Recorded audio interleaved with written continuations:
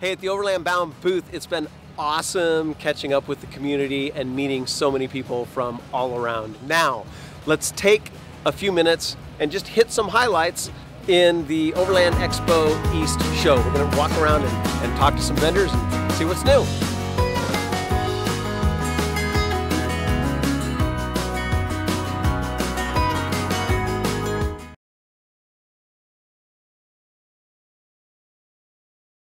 Zach, tell me about Hivis. Just tell me a little bit. Tell me a little something. Hivis is a company. We sell tents and awnings. That thing looks awesome. It's really cool. We're a veteran-run company. So the owner Brad Self is a Navy vet. Myself, I'm active duty Coast Guard, and another guy works with us, Thomas. He's active duty Air Force. So we try to make affordable tents for people that just want to get out on an adventure. And, awesome. We're big into giving back to the community, so we give back 10% of proceeds from all tent and awning purchases go to veteran organizations. So, how much is that tent? So this tent, without the annex, our show special is $1,200. I like the weight of the material as well. It looks like it's a good compromise between super heavy duty, which is hard to put away. Yeah. Keep that in mind. And super light duty, which isn't enough. Isn't as durable enough. My girlfriend and I actually just got this in this exact tent. We just spent 40 nights in it cross country. So it's kind of cool to tell people that, you know, the tent that they're looking at, they're like, this thing looks brand new. It looks like it's off the show. I'm like, we just beat it up and ran it down some good trails. And I mean, we opened and closed it 40 different times in a row. And so it's a hugely durable product. So all right, man. Hey, thanks for sharing. Thank you so much. Yeah, I appreciate it. Yeah. So if you ever like chocolate milk, that was at the end of me selling her on, we need one of these trucks. Right. We came in and looked at the GXVs, and that's what finally kind of sold us. And 2 weeks later, we toured the factory and then ordered the truck. Where have you guys been going on trips and stuff like that? Yeah, we've had it a year. We got it in a year ago in August. We've put 31,000 miles on it. Wow. We still work full time, and we don't work when we're in the truck. So we keep going back to Idaho. That's kind of our favorite area to play. But Idaho, Montana, Wyoming. Setup time. Parking break. We're good. We're good. Yeah. All right. Thanks for talking to us. Yeah. No problem. Appreciate it. So, it's nice to finally actually.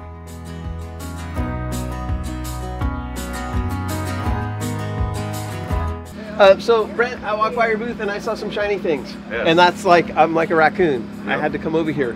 Tell me a little bit about your tools. Well, Tekton hand tools are professional quality tools, so they're perfect for this market because when we're out in the middle of nowhere, you got to have good tools. Cool. And we're known for professional quality tools that anybody can afford. Okay. Okay, so we put our tools up against anybody, anywhere, and they outperform and perform just as good as everybody else. Well, right on. So. I have to do this. Yes. I'm turning towards the microphone so you guys can hear this. This is a 35mm socket. See, Nick, he's got it right up in front. You guys need a 35mm socket. That's right. And that's also a 72 tooth ratchet. Oh, okay. For a giant ratchet, so you get a really tight swing. So, I used to be Craftsman. Use a lot of Craftsman tools, and back in my day, it was lifetime warranty no matter what, and they kind of changed some things in their policy. Can you tell me a little bit about where you guys stand in terms of your warranty? Absolutely. Like I said, these are professional quality tools. Yeah. At a budget price, a budget-friendly price. These are not budget tools. So we have an always guarantee policy, which is better than a lifetime warranty. Okay. Okay. Always guarantees means if you ever have a problem with one of our tools, you go to Tekton.com, the help page, and you snap a picture of it. Great. And we're going to send you the replacement the same day or the next day in the mail. And we do not want the old one back. Right on. Right on. It's that simple. Cool. Awesome. Hey, thanks for your time, Brent. Yeah. Really appreciate it. Go ahead. Check out Tekton.com. Okay. And that's where you're going to get the best deal on the best tools on the market. I will check it out. Wait a minute. If I put that inside, is it going to stay that color? That's your little lunchbox locker. Holy cow, that is cute as a button. So it's a mechanical locker. It works automatically. This style of locker is the least expensive, the easiest to install, and arguably the most reliable because it has the least amount of moving parts. You install it in the rear axle, it will ratchet when you go around turns, and it's always on. So you're always turning the two rear tires. If you put it in the front, you turn it on by shifting into four-wheel drive. So a lot of people think that they need to spend the most amount of money on a product to get the best product. Yeah. And that may not always be the best product for them. So if you're going out into the backcountry and you want something, you're going solo, you don't want to break down, you don't want to lose your air compressor or tear an electric line, this is very safe and very reliable. Are there any trade-offs to not having a switch, either air or E? What would you say? What would you say that is? Because I know people are going to think about that. Yeah. You know, there's like, hey, well, so what are the trade-offs? Why is there a switch? Tell me a little about that. Our least expensive one, for example, Aussie Locker Dana 30 for the front of a Jeep, $260. You compare that to an air locker, retails at about $1,200 plus bearings, plus install, plus compressor. Right. So that's a lot of money. Right. The downside to this one is it clicks. Right.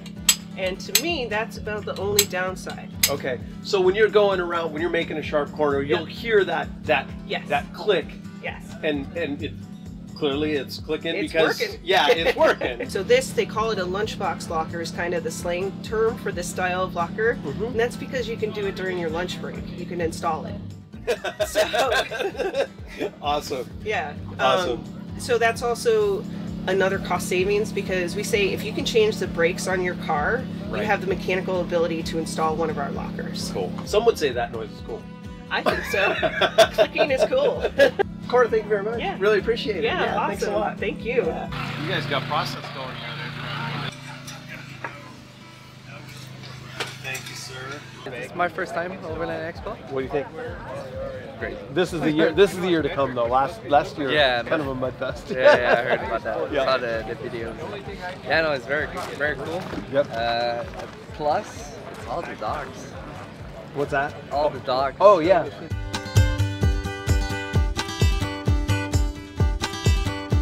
So, tell me about 5010. What's 5010 all about? Yeah, sure. So 5010 is an all aluminum construction. Comes out of Germany.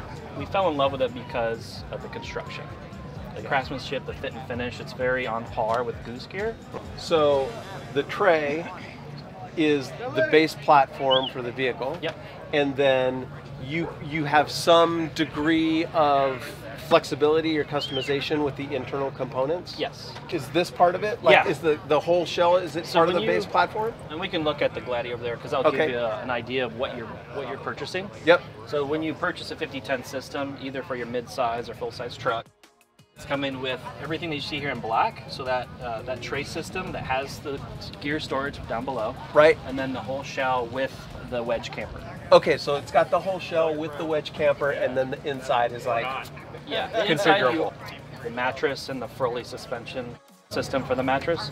But then anything else would definitely be up to the customer. So if they want to, of course we want them to go through Goose gear to do the interior. But we have a customer over here doing some Snow Peak chairs and table, super simple, flexibility. Well, I mean, let's be honest here. If you are outfitting a rig at this standard of quality, right? That's what you're doing, right? Then we know about Goose gear products. Goose gear products are going to match that level of quality, absolutely, right? Yeah. So, absolutely. You don't want to go to IKEA and bolt down some drawers. No, nothing against IKEA. All right, so if people want to find out a little bit more about the 5010 setup or the Goose gear setup, where do they go? Where do they find out more information? Yeah, they can go to goose-gear.com. Okay. Or they can go to 5010usa.com. 5010usa.com. Yep. Okay, right on. Hey, thanks for sharing. Really appreciate it. Thanks for coming by. Yeah, you bet. Hey guys, I'm here with Rob, Gazelle Tents. You guys know we love the Gazelle tent. And that happened very naturally. I had your tent for 6 months. I tried to break it, and I didn't. That's awesome. I didn't. Yeah, awesome. We use it all the time. We've got both the T3 and the T4, depending on whether we have kids or not. Yeah. This says 90 seconds to set up. I swear I can do it for less. I know. We usually slow it down so everybody can hit that 90 seconds. So, right. I think we've been setting it up in about 45 when we've been doing our demonstrations here on the booth. Yep. I have a longer story I'm not going to tell. I can set it up in less time if I don't stake it, but then when I don't stake it, it gets caught by the wind and I have to go down the hill to get it. Yeah. What does Gazelle have going on? What's new with Gazelle? We're still developing some new products coming down the pipe. We're all utilizing the hub design. The whole conversation, ground tent versus rooftop tent. And for me personally, using the ground tent leaves my vehicle a bit more mobile. I can take off and go, still have base camp set up. Right. But the speed of setup is really the key, because nobody wants to spend hours of time looking at manuals or trying to figure out which pole goes where. You can pop this up in 90 seconds and get on with your day. Yeah, that's right. I mean, one of the things I say to folks is if they're moving every day, you want to get your setup time, your total setup time, under 10 minutes. If it's more than 10 minutes and you're moving every day, it depends. If you're base camping, it's different, but if you're moving every single day under 10 minutes, otherwise day after day, that gets, to be too much time. And so that makes the Gazelle tent a natural companion to that, right? Because that's not taking up the time. Exactly. Yeah. We're all about speed and convenience, and we don't want to be the biggest part of your camping trip. We want to be there for you when you need it, and then get on to what you went camping for in the first place. Yeah. Hey, thanks a lot. Hey, thanks, Michael. Yeah, you betcha. Are we going to see you at Expo West? We'll see you at Expo West.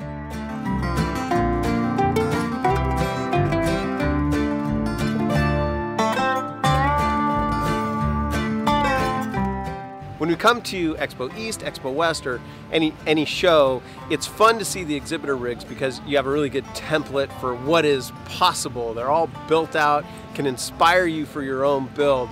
But what I really like to do is to go out to the DIY areas and the campsites to see what folks traveling to the show are doing and how they built up their own rigs. There's such a wide variety, so today we're going to catch up with some folks that have built out their rigs and get a little bit about their story and what they built. Let's check it out.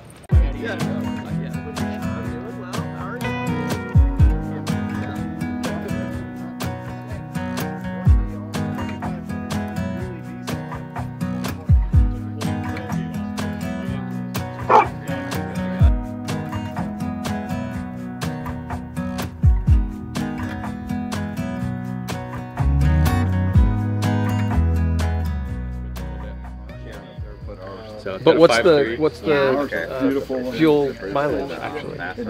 We ranged from 13 miles to the gallon when we were taking it easy. When we got down here, we started pushing a little bit because we were running late and we didn't know if we were going to make it here on time. And we got it up to 18 miles to the gallon, which is the best I've ever seen out of it. Wow! And then we had them custom stretch the cab 6 inches to give us a little bit more leg because we're all tall. Emergency brakes. But other than that, we're all of it. Oh, okay, cool.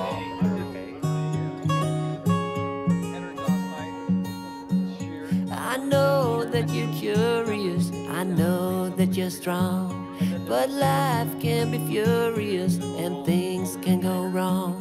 You go, we're better off tomorrow, but who knows if we get joy or sorrow.